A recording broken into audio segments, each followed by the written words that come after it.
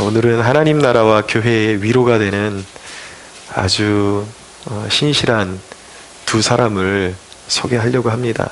이 두 사람을 소개하면서 이 사람들의 그 신실함을 우리가 배워가는 시간을 가졌으면 좋겠습니다. 첫 번째 인물은 누구냐면 디모데라는 사람입니다. 19절에 보면 내가 디모데를 속히 너희에게 보내기를 주 안에서 바람은 너희의 사정을 알므로 안위를 받으려 함이니 말씀합니다. 디모데를 빌립보 교회로 다시 파송하려는 이유는 바울의 그 현황을 빌립보 교회에 전하고, 그리고 빌립보 교회의 성도들의 영적인 상황을 바울이 너무 알고 싶었기 때문입니다. 얼마나 성장했을까, 정말 별일 없이 또 핍박하는 세력들 앞에서 흔들리지 않고 그 애초에 가졌던 그 순수한 신앙을 잘 소유하고 있는가, 그게 너무 궁금했던 거예요. 그래서 디모데를 파송하기로 그렇게 계획하고 있었던 것입니다. 자, 디모데는 바울과 뜻을 같이 한 사람이었습니다. 20절을 보십시오. 이는 뜻을 같이하여 너희 사정을 진실히 생각할 자가 이밖에 내게 없음이라.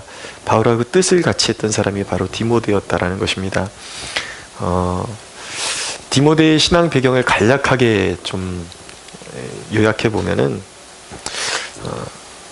사도 바울처럼 그렇게 급진적으로 주님 앞에 엎드러졌던 사람은 아닙니다.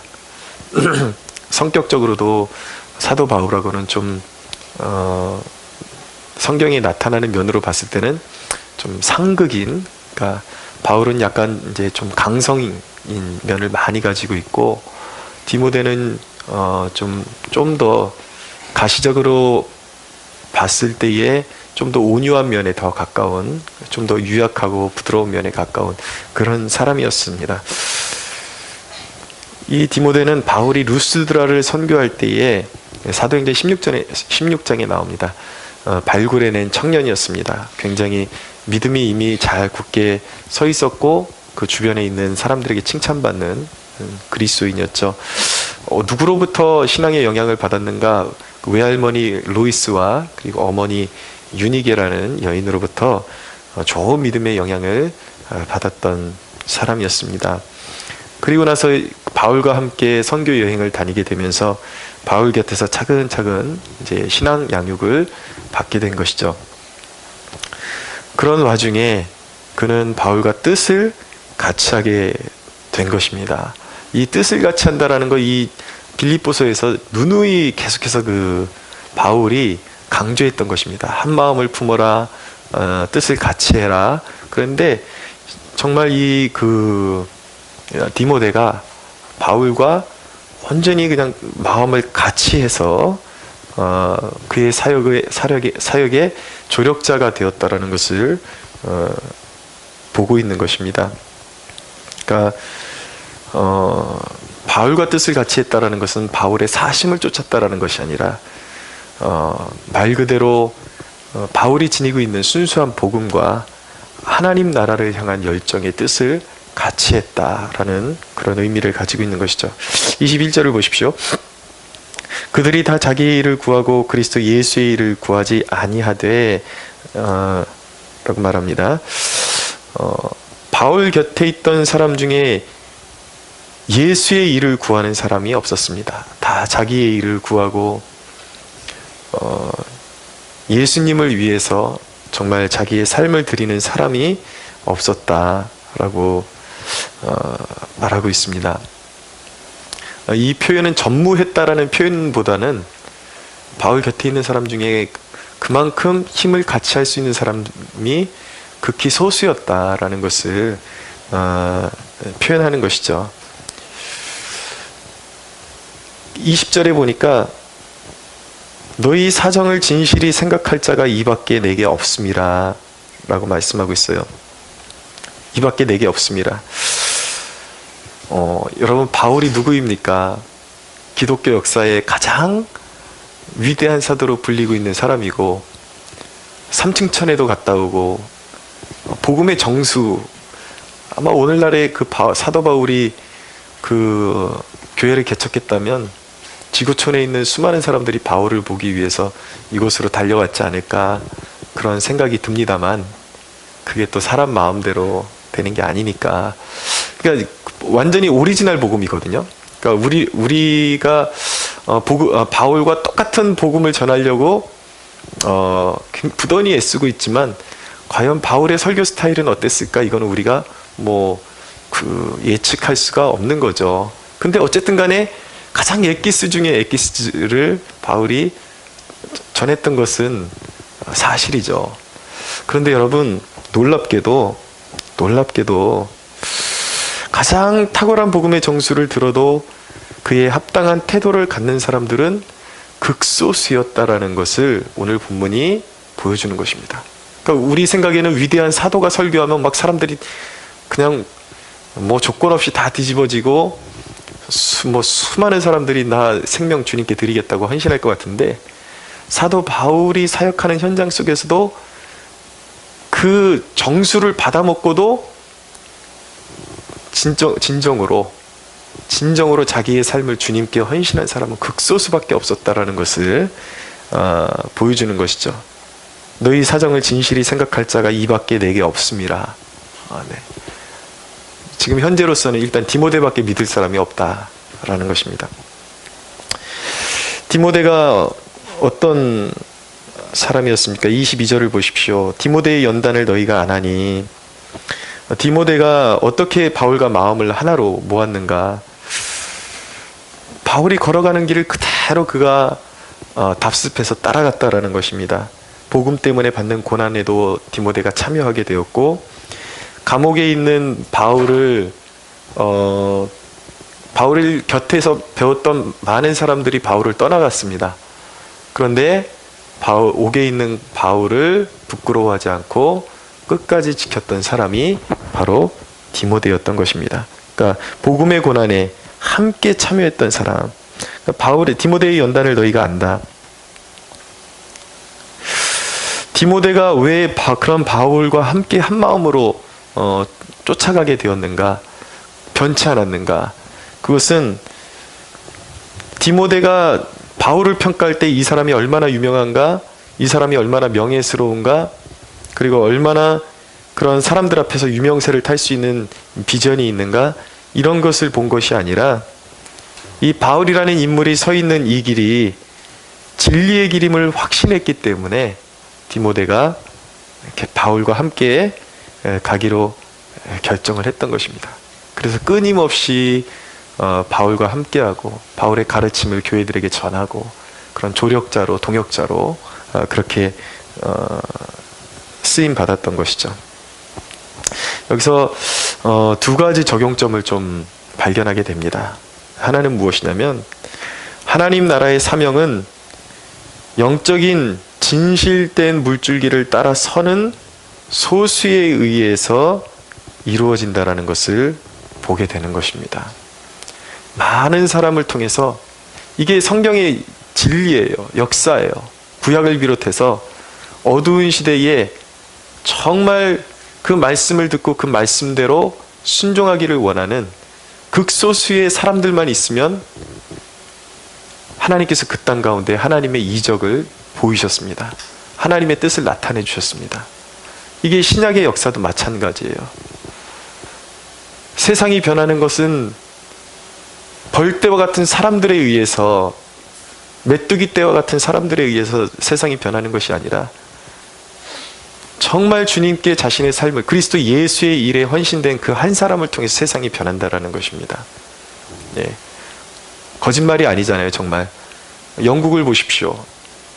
윌버포스라는 정치인, 이 청교도 정치인, 하나님이 인격적으로 만난 경험이 있는 회심한 윌버포스라는 정치인이 하나님을 만나고 그리스도 예수의 마음을 가지고 이 그리스도 예수의 정신을 영국의 이 정치계에서 펼쳐 보이겠다고 입문해가지고 노예제도를 폐지시키는 일에 50년간 싸워서, 이 사람을 통해서, 당시에 영국의 노예제도가 폐지된다라는 것은 있을 수 없는 일이었습니다. 왜냐하면 국가 자산의 엄청난 그 분량을 노예 무역을 통해서 얻은 자산이기 때문에 감히 포기할 수가 없었는데 거기에 도전했던 사람이 바로 윌버포스였어요. 국회에서 그는 담대하게 선언을 했습니다. 우리 하나님을 섬긴다는 영국이 겁없이 이렇게 노예제도를 계속해서 고집하다가는 언젠가 하나님의 진노가 반드시 임할 것이라고, 수많은, 이게 국가적인 이익이 담긴 일이기 때문에 수많은 살해의 위협과 그런 핍박이 있었음에도 불구하고 50년 동안 포기하지 않고 한 사람의 힘으로, 물론 조력자가 분명히 있긴 있었겠지만 굳게 서 있는 이 한 사람으로 인해서 50년 만에 노예제도가 폐지되고 영국 땅에서 사람들이 진정한 평등을 누리게 되는 그러한 축복을 얻게 되는 것입니다. 할렐루야. 소수가 얼마나 중요합니까? 진정으로 그리스도의 마음을 가진 한 사람이 정계로 나가고 의료계로 나가고 경제계로 나가고 법조계로 나가면 이 나라에 소망이 있는 것입니다. 여기 극소수의 형제분들이 앉아 계신데 사회에서 각 분야 하나씩만 맡아도 이 땅은 변한다라니까요. 믿으십시오. 네. 우리가 기도하는 그 기도 제목이 이 땅을 변화시킬 수 있는 기둥 같은 청년 10명을 주옵소서라는 것이 우리의 기도 제목입니다. 정말 이 땅과 여기 이 작은 교회에서 정말 그리스도의 심장을 가지고 민족과 열방을 변화시킬 수 있는, 거짓된 뿌리를 뽑고 기둥을 흔들어서 엎을 수 있는 그런 청년들의 기둥과 같은 청년 10명이 이곳에 일어나기를 소원합니다. 아멘. 두 번째로 적용점은 무엇이냐면 하나님이 사람을 사용하시는 방법은 다양하다라는 거예요. 바울과 같이 급진적인 회심을 경험하지 않았더라도 사람들이 그런 고민들을 하는 걸 볼 때가 있더라고요. 나도 바울과 같이 한번 뒤집어졌으면 좋겠는데 하나님은 왜 이렇게 사람을 차별하실까? 왜 난 바울과 같은 그런 역사가 없을까? 나도 한번 길거리에서 한번 이렇게 눈도 뒤집어서 보고 하나님, 바울아 네가 왜 나를 핍박하느냐 이런 소리도 한번 들어보고 싶은데 안 된다고. 근데 여러분, 그건 하나님이 사용하시는 경륜에 따라서 선택하는 방법이 다른 거예요. 디모데는 그런 경험은 없었지만은 진리를 따라 차근차근 양육을 받은 사람이에요. 그렇게 강하지 못했지만 항상 사모함이 있었고 나름대로의 자리를 지켜나갔더니 오히려 바울이 이제 사라지고, 이제 역사 속에 순교의 잔을 마시고 사라지고 난 이후에 교회의 감독으로서, 에베소 교회의 감독으로서 이 디모데가 훌륭하게 써서 하나님 앞에 쓰임받는 그런 역사가 있게 되는 것입니다. 그러니까 보면은 그런 것 같아요. 이게 꼭 완전히 100% 맞는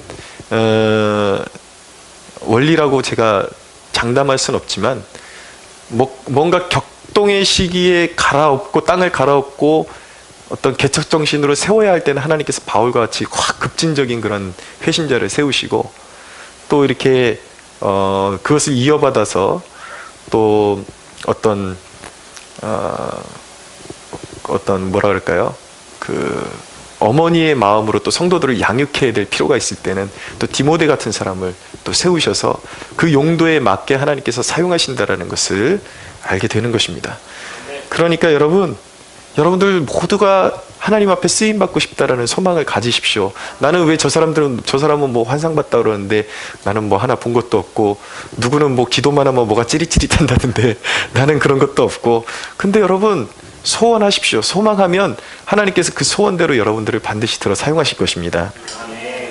두 번째 인물이 누구냐면 에바브로디도라는 사람이에요. 에바브로디도는 누구냐면 빌립보 교회에서 로마 감옥에 있는 바울에게 그 소정의 헌금을 전달하기 위해서 보냈던 그런 파송자입니다. 파송받은 사람이에요. 그는 아주 충성된 일꾼이었습니다. 근데 여기서 바울이 에바브로디도를 소개하는 법을 우리가 눈여겨보면 또 여기서 영적인 아주 좋은 영적인 메시지를 우리가 발굴하게 됩니다.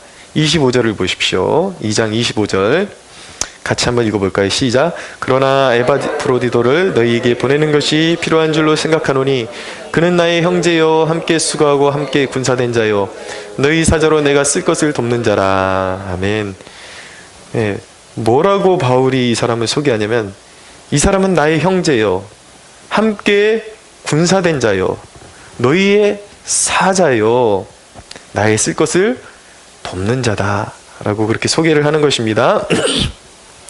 에바브로디도에 대해서 개인적인 그 이력은 빌립보 교회 성도들이 바울보다 더 잘 알죠. 같은 교인이니까.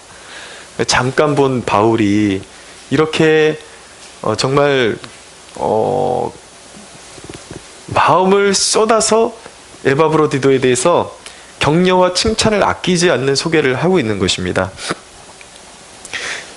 이 대목을 보면 바울은 에바브로디도를 진심으로 동역자로 여기고 있다는 것을 보게 됩니다. 어떤 격이 느껴지질 않아요. 위대한 사도와 그냥 힘부로 몬 사람, 예, 위대한 교회 목사와 대교회 목사와 아무개 집사의 그냥 그런 구도가 아니라 이 사람은 정말 나의 동역자다. 바울이 위대한 사도 바울이 그렇게 소개를 하고 있는 것입니다. 여러분 참 권위는 어디서 나오는가? 사람을 귀히 여기는 데서 권위가 나오는 것입니다. 진정한 권위. 저는 이 진정한 권위가 교회 안에서 좀 회복되어지는 것을 보고 싶습니다. 제 과제예요. 제가 목사들로 태어났지만 제가 회심을 체험하고 신앙생활을 본격적으로 배운 데는 사실 대형교회들입니다. 대형교회. 근데 은혜는 많이 받았는데 거기서 제가 느낀 건 뭐냐면 목회자와 제가 청년 시절에 청년의 관계가 하늘과 땅만큼 너무 멀어요. 제가 경험했을 때는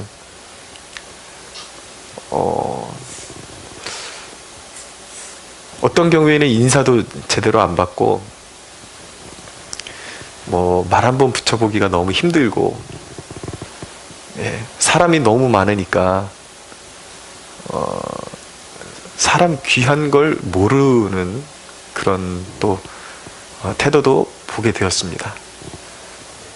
격이 너무 멀어가지고 감히 우러러볼 수 없는, 예, 그래서 저는 진짜 목회자는 약간 과장해서 화장실도 안 가는 사람들인 줄 알았어요.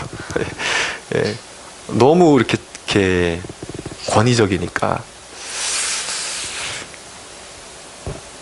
근데 제가 소망하는 것은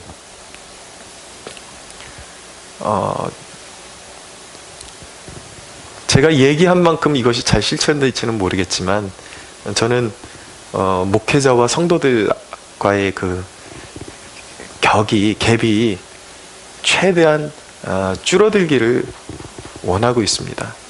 격 없이 지내기를 원해요. 그래서 정말 만나면 좀 서로 호탕하게 부르고 이야기하고,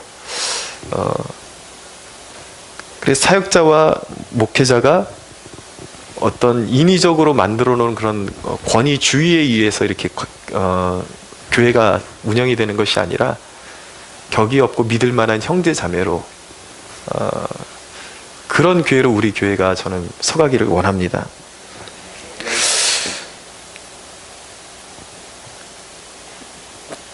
거기서 그런 상황 가운데서 진정한 권위가 또 우러나와야 그것이 진정한 목회인 것이죠. 근데 그것은 목회자만의 노력으로 되는 것이 아니라 이게 상호 존중이 돼야 되는 것입니다. 목회자는 자기의 그런 그 자신을 낮추고,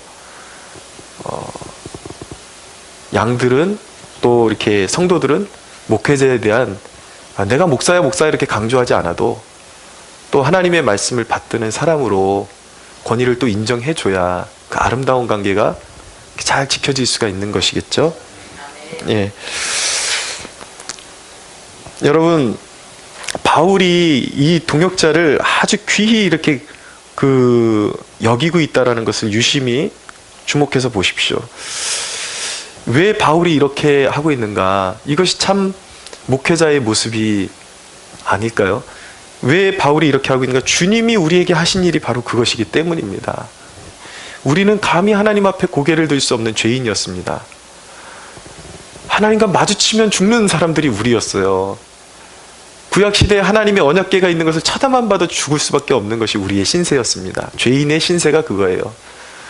우리는 지옥에 가야 마땅한 사람들인 것이죠. 하나님 앞에 우리가 눈꼽만치도 선한 것이 있다고 고백할 수 없는 사람들인데, 주님께서 그런 우리를 위해서 대신 십자가를 져주시고 믿는 자마다 용서의 은혜를 베풀어 주셨습니다. 그리고 너희는 그냥 죽어 마땅한 죄인인데 내가 그냥 용서해준 그냥 피조물일 뿐이야, 이게 아니라 히브리서의 말씀에 보니까 우리를 어느 위치까지 주님께서 끌어올리셨냐면 우리를 형제라고 불러주신대요. 할렐루야. 그분이 누구이십니까? 하나님이십니다. 성자 하나님이신데 그분이, 갑자기 제가 이렇게 전율이 오르죠. 저는 혼자 은혜 받으면 안 되는데, 이 죄인을 형제라고 불러주신다라고 말씀하고 있습니다. 이게 어디 상상이나 할 일입니까? 어떻게 우리 인간, 이 나부랭이가 하나님의 형제가 될 수가 있습니까? 근데 주님이 자기를 오픈하시기를 거기까지 오픈하셨다라는 것입니다. 할렐루야. 하나님의 사랑, 말로 다 표현할 수 없는 이 하나님의 사랑을 어떻게 우리가 인간의 저의 이런 조잡한 언어로 다 표현을 할 수가 있습니까? 표현할 수가 없어요. 세상 누구도 나에게 진심으로 그렇게 대해준 적이 없는 그런 대우를 하나님이 이 죄인에게 그렇게 대우를 해주신 것입니다.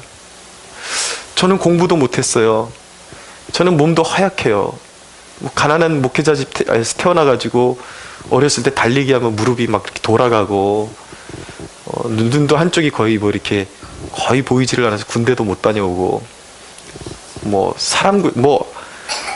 좀 부끄러운 고백인데 저는 학교 다닐 때 영어하고 수학은 아예 포기하고 살았어요.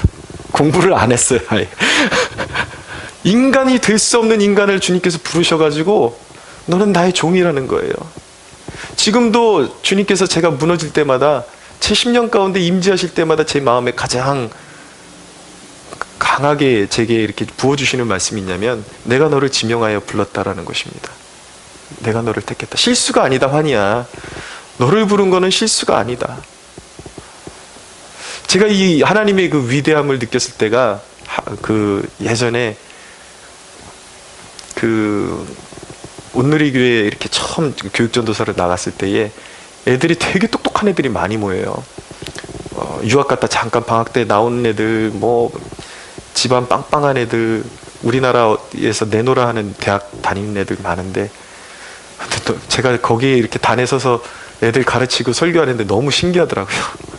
야, 수학 영어 포기하고 살았던 내가 어떻게 이 정말 엘리트들을 앞에 서가지고 하나님의 말씀을 가르칠 수 있는 이 영광을 누릴 수 있게 돼. 이거는 하나님이 아니면 하실 수 없는 일이에요. 이거는 주님의 나라 아니면 이거는 불가능한 일인 것입니다. 세상은 생긴 대로 파악하고 그냥 학벌대로 사람을 대우하는 게 세상인데, 자기가 뿌린 대로 거두는 게 세상이잖아요. 공부 못했으면 공부 못한 사람 대우받고, 근데 이 은혜의 세계는 뿌린 대로 받는 그런 세계가 아니더라고요. 은혜로 하나님께서 내 과거의 허물을 다 감싸주시고, 그런 청년들 앞에서 설교할 수 있도록 그렇게 나를 초청해 주시고 바꿔주시는 분이, 그분이 예수 그리스도, 우리의 하나님이십니다. 여러분, 진정한 평등은 기독교의 전유물인 것입니다. 그러므로 주님이 우리를 평등하게 대해 주셨기 때문에, 여러분, 이 땅에 처음 선교사들이 왔을 때의 여인들의 모습은 처량했습니다. 여자들은 그냥 물건 취급받는 그런 나라, 그런 인식이 가득한 나라였습니다. 한 선교사님의 그 고백이 우리나라 와서 정말 특이했던 게 그렇다라는 거예요. 한 집안에 여자아이가 태어났으면 서양에서는 완전 너무 귀엽고 사랑스러운 아이가 태어난 건데, 온 가정이 초상집이 된다라는 거예요. 우리나라에서는 여자아이가 태어나면. 그걸 보고 너무 신기했다라는 거예요. 왜 그럴까 도대체. 이 여자는 사람으로 보이질 않는 거예요. 가치 있게 보이질 않는 거예요. 근데 예수 그리스도가 이 땅에 선교사들을 통해서 이 땅에 상륙하시니까 이제 여인들이 사랑받는 아내가 된 것이고, 사랑받는 나의 자매가 된 것이고, 이 땅에서 천대받던 종들이 존귀한 형제가 된 것입니다. 할렐루야. 그러니까 여러분, 여러분들이 아내를 대할 때에 아직도 종같이 대하면 여러분들은 구한말 시대를 살고 있는 사람이에요. 복음을 모르는 사람들이에요. 저도 좀 찔리는데 예. 형제들은 아내를 존귀하게 대해야 하는 것입니다. 할렐루야. 예. 그런 취급을 당해보지 못한 우리 어르신들, 자매분들은 딸들을 위해서 기도하십시오. 후손들, 나는 그렇게 살지 못했으니까 우리 후손들만큼은 진짜 그리스도의 사랑 안에 살 수 있게끔 하나님 이 나라가 더 축복받게 하여 주옵소서. 여러분, 기독교인의 삶은요, 사실은 치유사역이에요. 우리의 삶이 치유사역이 돼야 돼요. 무엇입니까? 바울이 지금 병들어 있는 그냥 심부름꾼을 이야기할 때에 아주 격상시키잖아요. 존귀한 하나님의 나라의 일꾼으로 격상시키잖아요. 근데 그가 말한 정체성이 바로 에바브로디도의 정체성이 실제로 되는 거거든요, 이제. 그것처럼 우리 그리스도인들은 언어 속에 우리가 가는 곳마다 사람들이 용기를 얻고 살아나는 치유의 역사가 일어나야 되는 거예요. 그 사람을, 어떤 사람을 호칭할 때에, 그 사람을 평가할 때에 지금은 부족함이 있고 때로는 질책도 필요한 현실이 있지만, 그럼에도 불구하고 그를 대할 때에 그의 지금의 모습을 통해서 그를 평가하는 것이 아니라 십자가를 간통해서 그를 바라보는 것이죠. 예수님이 시몬을 발견하고 뭐라 그러셨습니까? 너를 개바라 하리라. 베드로라는 이름을 주셨죠. 반석이라는 이름을 주셨던 것처럼 우리 기독교의 역사는 그런 것입니다. 기독교적인 가치관의 사람을 볼 때에 그냥 그 사람의 학벌이나 그 사람의 재산이나 그 사람의 사회적 지위를 가지고 그 사람에 대한 어떤 평가나 그 사람에 대한 어떤 존칭을 사람에 따라서 다르게 하는 것이 아니라 주님이 그 사람을 바라보는 그 안목을 가지고, 주님이 변화시킬 수 있는 그 안목을 가지고 그 사람에 대해서 선언을 해주는 것입니다.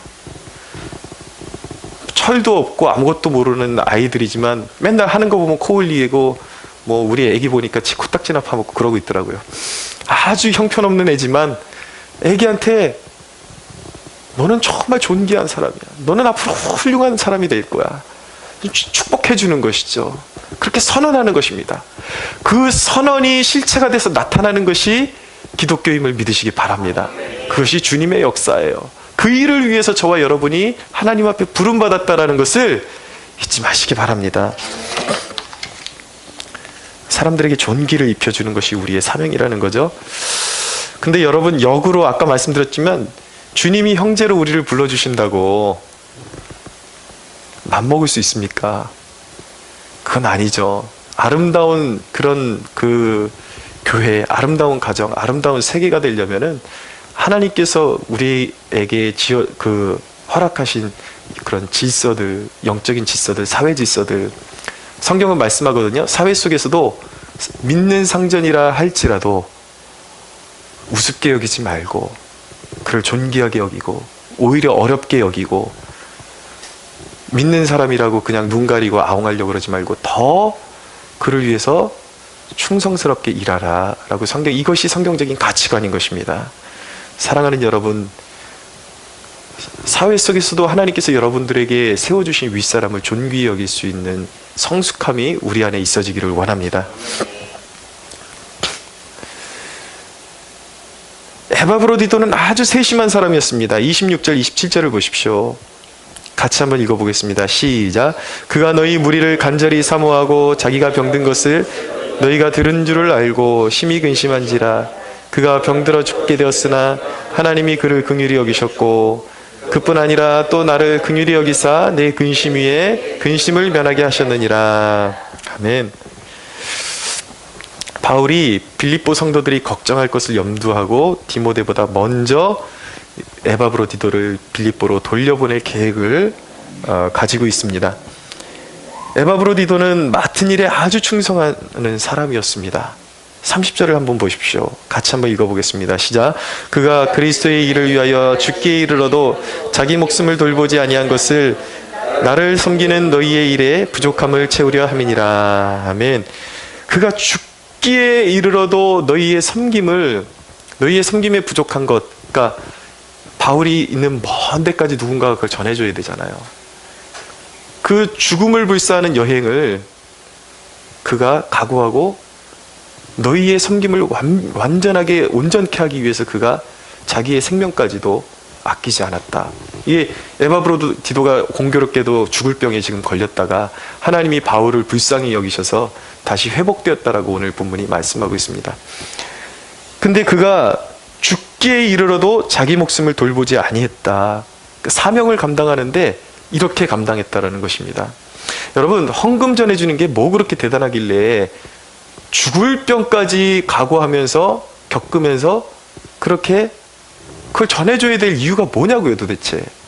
뭐 한 달이나 두 달 후에 전해줘도 되고, 가다가 몸이 아파서 안 좋은 기운이 들면 돌아가도 되는데, 죽기에 이르도록 자기가 죽어도 좋다라는 각오로 헌금을 들고 바울에게까지 전해줄 이유가 도대체 뭐냐는 것이에요. 여러분, 그것이 무슨 차이냐면요, 보통의 사람들과 이 에바브로디도가 살아가는 그 태도가 다르다라는 것입니다. 가치관이 다르다라는 거예요. 삶을 바라보는 관점이 달라요, 이 사람이. 단순히 이 사람에게는 바울에게 헌금을 전달해 주는 것이 단순한 돈을 전달해 주는 것이 아니라, 이게 바울에게 전달됐을 때 이것을 통해서 하나님 나라에 끼쳐질 유익을 생각하는 것입니다. 단순히 돈 전달하는 심부름이라고 이 사람은 생각하는 게 아니에요. 이게 있어야 바울이 사역을 할 수가 있고, 그 사역을 통해서 엄청난 가치, 천하보다도 귀한 가치가 있는 영혼들이 주께로 돌아올 수 있는 문이 열리기 때문에 이걸 지체할 수가 없는 거예요. 관점이 다르는 것이죠. 그냥 허드렛 일, 심부름이 아니라 이 사람의 모든 관점은 하나님 나라의 관점으로 트여 있는 것입니다. 할렐루야. 그게 다른 거예요. 살아가는 이유가 다른 거예요. 사소한 것도. 여러분, 이것이 바로 기독교의 정신인 것입니다. 기독교 정신이에요. 이런 사람한테 화장실 맡겨놓으면요, 세상에서 제일 깨끗한 화장실 됩니다. 향기 나는 화장실, 사람들이 쓰기에 가장 편리한 그런 것들, 세상에서 가장 좋은 화장실로 만들기 위해서 애쓰는 그런, 그 사람한테 맡겨지면 화장실도 최고급으로 변하고 최선으로 변화되고, 뭘 맡겨주든지 세상 사람들의 가치관은 이거예요. 나를 뭘로 보고 이걸 맡기냐? 아니에요. 그리스도인에게 맡기면 구두방도 달라지는 것입니다. 그리스도인에게, 진정한 그리스도인에게 들어가면 모든 게 가치 있게 변화되는 것입니다. 여러분, 이 지하 공간에 간판 달고 최근에 여기 방 꾸미고 그러는데, 우리 안에서 지배적인 가치관이, 야, 지하에 나중에 이사 가서 돈 쓰지, 이거 하는데 생각보다 많이 돈이 들어갑니다. 여기다가 왜 돈을 쓰냐라는 그런 의식이 지배적이었습니다. 근데 여러분, 막상 해놓고 나면 다 좋아해요. 깨끗한 게 좋잖아요. 가치 있는 게 좋잖아요.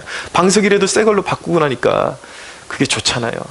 여러분, 우리 그리스도인들이 추구해야 될 가치관은, 물론 제가 말씀드리는 것은, 이래 놔도 우리 교회는 다른 어떤 교회랑 비교해 놓으면 누추한 건 사실이에요. 그러나 제가 말씀드리는 건 뭐냐면, 기독교인의 가치관은 할 수 없다 그래서 그냥 거기에 방치되는 것이 아니라, 단순히 물질에 매여 있는 것이 아니라 가치를 보고 내가 할 수 있는 최선을 내게 맡겨주신 것에 내 가치를 부여하고 그것에 하나님 나라의 가치를 부여하는 것이 그리스도인의 세상을 살아가는 방식이라는 것입니다. 돈의 가치만을 따라가는 것이 아니에요. 우리가 살아가, 이거 왜 그렇게 낭비하냐? 우리는 그런 관점으로 보는 것이 아니라, 가치가 있다면, 그것을 통해서 사람들이 유익을 볼 수 있고 하나님께 영광이 될 수 있다면, 그것이 이윤 창출을 할 수 있든지 없든지 그것을 따지는 것이 아니라, 정말 세상을 이롭게 하고 하나님을 영화롭게 한다는 마음으로 가치 있고 필요한 것을 해내는 것이 그리스도인이라는 것이죠. 이것이 바로 너희는 세상에 충만하고 세상을 경작하고 다스리라는 이 하나님의 최초의 생명 원리를 따라서 사람과 맡겨주신 세상을 풍성하게 하는 참 가치를 추구하고 실현하는 사람들이 바로 저와 여러분 기독교인이라는 것을 깨달으시기 바랍니다. 그래서 여러분, 기독교인들이 가는 곳은 누추한 곳이 있으면 안 돼요. 최대한 살리는 방향으로, 최대한 가치 있게 하는 방향으로 여러분들이 가는 곳마다 그런 역사가 있어지기를 축원합니다. 마지막입니다. 29절을 보십시오. 바울의 권면을 우리가 잠시 살펴보겠습니다. 29절 같이 읽겠습니다. 시작. 이러므로 너희가 주 안에서 모든 기쁨으로 그를 영접하고 또 이와 같은 자들을 존귀히 여기라. 아멘. 이런 에바브로디도의 이 헌신을 보면서 빌립보 교회에 서신을 보내면서 바울이 신신당부하는 것은 이렇게 죽기까지 충성한 사람을 그냥 두지 말고 존귀히 여기라. 비슷한 말씀이 고린도전서 16장 18절에 나오는데, 여기에 보면은 하나님의 교회에 정말 충성을 다해서 귀한 일을 맡은 사람들, 이 사명을 잘 감당한 사람들을 알아주라. 그냥 입 씻지 말고 격려해주고 칭찬해주라 라는 그런 말씀인 것입니다. 여러분, 우린 신앙생활하면서 개인이 다스려야 할 영역과 공동체로서 마땅히 해야 할 영역을 바꾸어 버리는 실수를 자꾸 범할 때가 많습니다. 예를 들어서 이런 거예요. 저 사람 잘하긴 하는데 내가 딱 보니까 저 사람 칭찬받으면 교만해질 것 같아. 그것을 걱정하면서 칭찬을 안 하려고 하는 것이죠. 근데 여러분, 칭찬을 받고 나서 교만해지지 않는 것은 공동체의 과제가 아니라 개인의 과제인 거예요. 자기의 신앙으로 승화시켜 나가야 되는 과제인 것이고, 공동체가 살아나기 위해서는 어떻게 되는가? 정말 하나님 앞에 충성되고 잘하는 사람들을 격려해주고 그들의 공로를 치하해주고 격려해주는 것, 이것이 꼭 필요하다라는 것입니다. 여러분, 합당한 칭찬은 사람에게 자부심과 보람을 안겨주기 때문에 항상 공동체가 더 상승하는 그러한 좋은 효과를 얻게 되는 것입니다. 여러분, 저는 이제 말씀을 정리하면서 이 성경 말씀, 이 디모데와 에바브로디도에 관한 이 말씀을 읽으면서 또 한 번 느끼게 되는 것이 무엇이냐면, 저는 정말 이 성경책이 죄인을 향한 가장 큰 축복이라고 저는 믿습니다. 이전 같으면 제 자신을 보니까 그래요. 그냥 저도 체대 출신이니까 입이 걸죠. 그냥 조금 신경 거슬리면 그냥 육두문자 나가고 길거리에다 그냥 침 택택 뱉고, 그렇게 살아갔던 사람이 그렇게 살고 있을 사람이 그게 전부인 줄 알고 살아갔을 사람이 이 성경을 받아 먹음으로써 온전한 인격체로 다가서게 되었다라는 거, 사모함을 가질 수 있게 되었다라는 거, 그렇게 점점 내가 변할 수 있는 특권을 가지게 되었다라는 것이 얼마나 놀라운 큰 축복인지 모르는 것입니다. 말로 표현할 수가 없는 거예요. 여러분, 디모데후서 3장 16절에 17절에 보면 모든 성경은 하나님의 감동으로 된 것으로 의와 교훈과 책망과 바르게 하고 우리를 하나님의 온전한 사람으로, 하나님의 일을 합당하기에 합당한 사람으로 우리를 갖추게끔 만들어준다라고 말씀하고 있는 것입니다. 여러분, 죄인이 의인으로 인정받고 세속적인 사람이 하나님의 형상으로 빚어질 수 있다라는 것, 여러분, 이거는요, 이 변화의 능력은요, 마치 짐승이 사람으로 변하는 것보다 더 놀라운 역사인 것입니다. 죄인은 결코 이 성경에서 말씀하는 이런 형태의 사람이 될 수가 없어요. 도덕적인 노력으로. 우리 안에 그리스도의 영이 계시기 때문에, 하나님의 말씀이 우리의 양식이기 때문에 우리는 그 산지를, 그 종착점을, 그 이상을 바라볼 수가 있게 된 것입니다. 사랑하는 여러분, 이 성경을 심히 사랑하십시오. 이것을 받아먹고 여러분, 이것을 여러분들의 삶에 적용하면 이것이 우리의 삶의 능력이 되는 것이고 하나님의 형상으로 빚어지게 되는 것입니다. 우리 하나님께 영광의 박수 올려드리겠습니다.